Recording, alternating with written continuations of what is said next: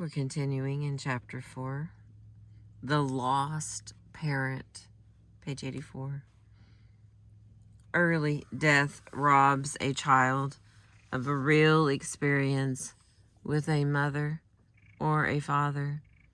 When death occurs very early, there may only be 1 or 2 memories, sometimes no memories at all. Repeatedly, men and women describe their lost parents in glowing, idealized terms. They are wonderful. They were wonderful men and women, generous, funny, sensitive, one of a kind. Virginia Woolf gives a characteristically romantic description of her mother. She has been happy as few people are happy, for she has passed like a princess in a pageant from her supremely beautiful youth to marriage and motherhood without awakenment. Wolf's mother is a character from a fairy tale. She is beautiful and young, a fairy princess. She is also happy. Few people remember or care to remember any pain or sadness in the lives of parents who die young. Although she idealized and immortalized her mother, Wolf was very aware that the impact of early death had created an unreal image for her. Youth and death shed a halo through which it is difficult to see a real face. Not only do the images of lost parents tend to be idealized, they are also frozen in time. Death robs a child of the chance to see an adult grow and change over time. One way we come to know our parents as real people is to begin to see them with weaknesses as well as strengths. This process of humanizing our parents is a gradual one. As we ourselves feel stronger and more capable, we are better able to discard the idealization of childhood and see our parents as multidimensional men and women.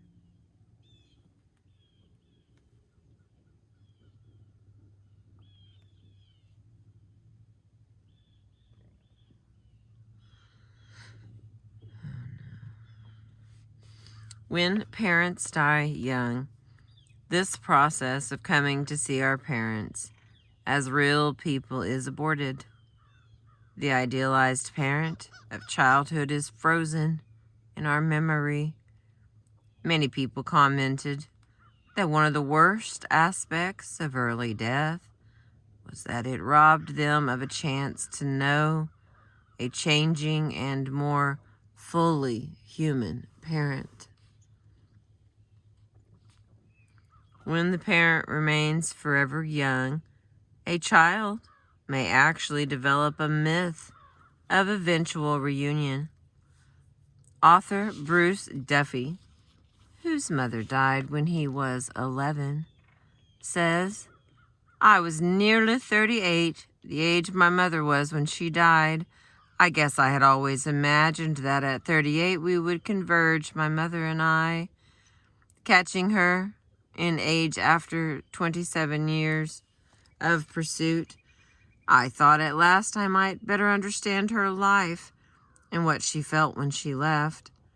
I awaited that day when we would not just be mother and son, but simply Joan and Bruce, as if we'd met in some raucous party of the memory."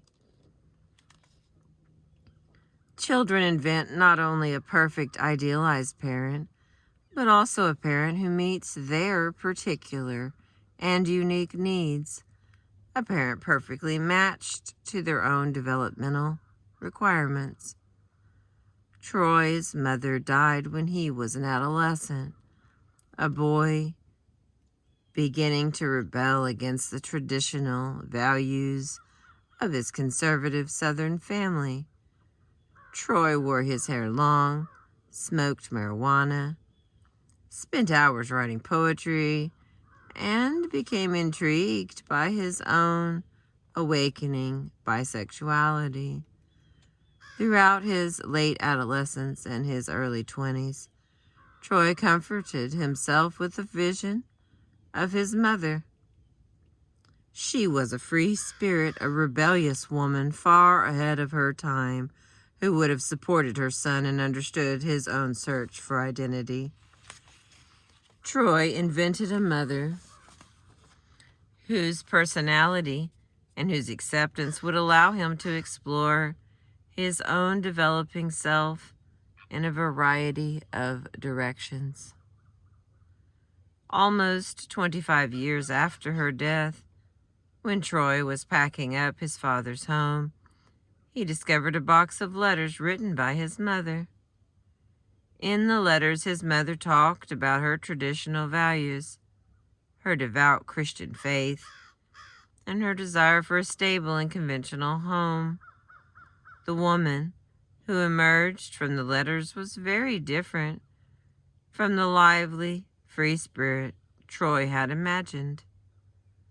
As an adult, secure in his own identity, he was able to see his mother as the woman she had been, not the woman he needed her to be while he was growing up.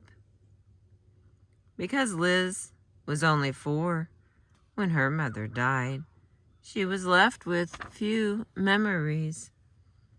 Her only images are of the happy, beautiful woman who used to sit and sew fanciful hats decorated with colorful buttons. Liz was named for her mother, and she remembers being called Baby Liz.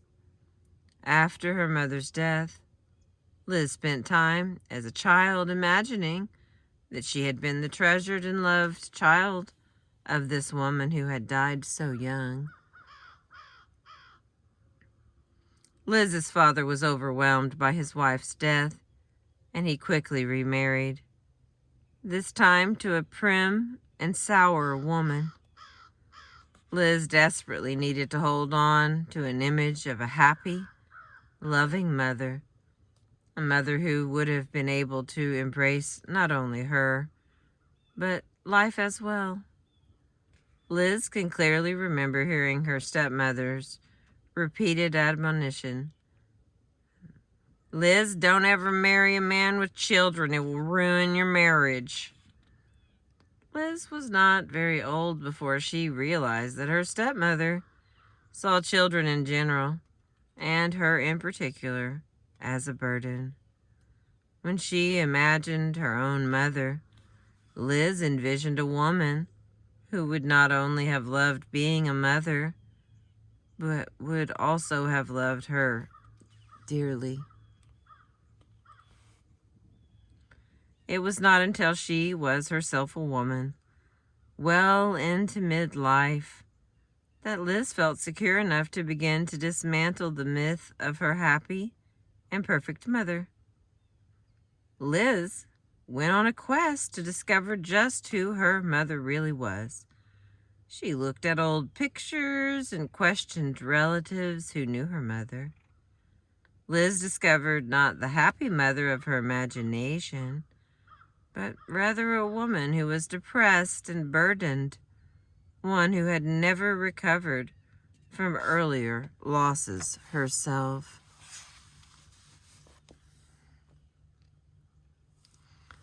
Prior to marrying Liz's father, Liz's mother had been happily married to another man. She had had 3 children, and her life was the picture of domestic bliss. In her early 30s, tragedy struck twice. Her youngest son was killed in an accident, and 6 months later, her husband died.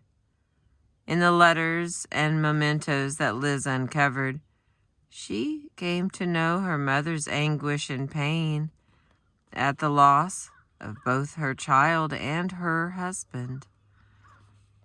Barely recovered from her twin losses, Liz's mother met and married Liz's father. Even in their wedding pictures, Liz's mother looks unhappy and heartbroken. Liz says about the face she saw in the pictures, "It was the saddest face I have ever seen." It was not long after her second marriage and Liz's birth that Liz's mother died. In retrospect, she now seems to... Okay, let me look at that again. In retrospect, she now seems to Liz like a woman who gave up on life. A woman so beaten by her own devastating losses that she had no energy to invest in a new marriage and a new baby. When Liz finally saw the truth of her mother's life, she wailed in pain. Liz spent months crying, not only for the loss of her mother, but for the loss of her myth, the myth that has sustained her through much of her childhood. When her pain subsided, Liz felt a surprising sense of calm. At last, she felt ready to bury her mother, because at last she had been able to know her mother.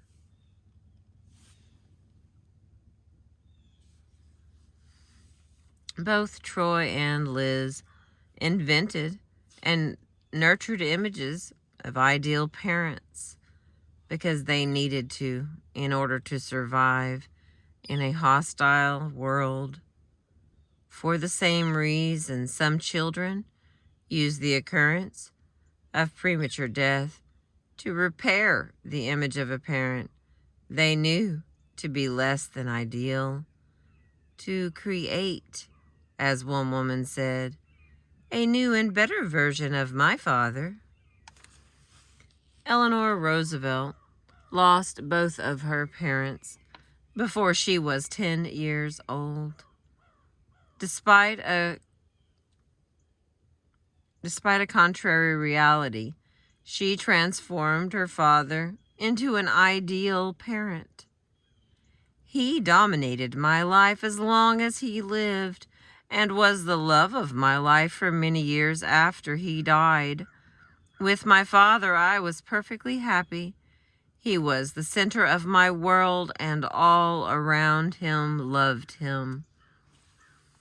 In her idealized reminiscence, Roosevelt chooses to forget that her father was a man with very many weaknesses, an alcoholic who was estranged from her family at the time when Eleanor's mother died. He was a man who, despite his promises, continued to disappoint his daughter with his irresponsible behavior.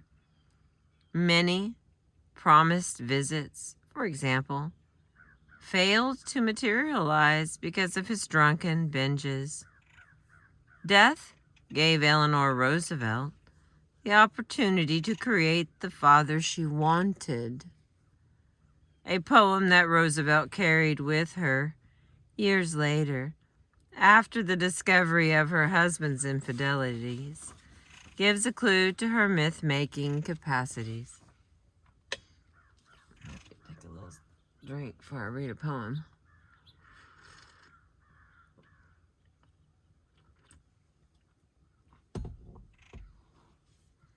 All right. Excuse me. The soul that has believed and is deceived thinks nothing for a while. All thoughts are vile. And then, finding the pull of breath better than death, the soul that had believed and was deceived ends by believing more than ever before. Roosevelt clearly applied the same philosophy to her father, a man whom she continued to believe despite his deceit. Rather than being crushed by her father's betrayal and her disappointing behavior, Roosevelt believed even more strongly in the image of a perfect and loving father. Roosevelt's biographer, Joseph Lash, conjectures that her tendency to overestimate and misjudge those she loved continued throughout her life and caused her disappointment. We're going to stop there. We're made it to the end of page 88. We're going to start up next with Wanda's story. Thank you for listening. I appreciate you being with me for Sunrise.